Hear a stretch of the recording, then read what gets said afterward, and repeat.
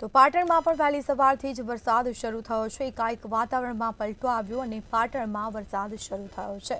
વહેલી સવારથી જ અવિરત વરસાદ વરસી રહ્યો છે। પાટણ અને સિદ્ધપુરમાં વરસાદી માહોલ જામ્યો છે। વહેલી સવારથી જ વરસાદી માહોલ જોવા મળ્યો। ધીમી ધારે વરસાદ શરૂ થયો છે। તો અઠવાડિયાના વિરામ બાદ ફરી મેઘરાજા મહેરબાન થઈને વરસી રહ્યા છે। આજુબાજુના ગ્રામીણ પંથકમાં પણ વરસાદ શરૂ થયો। વરસાદ શરૂ થતાં લોકોને ગરમીથી રાહત મળી છે। વાતાવરણમાં ઠંડક પ્રસરી છે। તો પાટણમાં વહેલી સવારથી જ વરસાદ શરૂ થઈ ચૂક્યો છે। પાટણ સહિત અનેક ગ્રામ્ય પંથકમાં પણ ધીમી ધારે વરસાદ શરૂ થયો। અઠવાડિયાના વિરામ બાદ ફરી મેઘરાજા મહેરબાન થઈને વરસી રહ્યા છે। આસપાસના જે ગ્રામ્ય પંથક છે ત્યાં પણ વરસાદ શરૂ થયો છે। વાદળછાયું વાતાવરણ જોવા મળ્યું। કાળા ડિબાંગ વાદળો સાથે ધીમી ધારે વહેલી સવારે વરસાદ શરૂ થયો છે।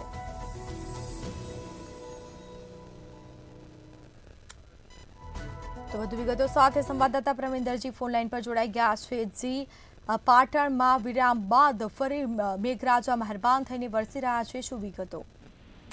સ્મિતા, હવામાન વિભાગની આગાહીને પગલે હાલમાં પાટણ શહેર અને સિદ્ધપુર સહિત તાલુકામાં વહેલી સવારથી ધીમી ધારે વરસાદનું આગમન થઈ ગયું છે। કારણ કે છેલ્લા જો વાત કરીએ તો છેલ્લા એક અઠવાડિયાથી વિરામ બાદ ફરી એકવાર પાટણ અને સિદ્ધપુર વિસ્તારના પંથકમાં વરસાદ વરસી રહ્યો છે।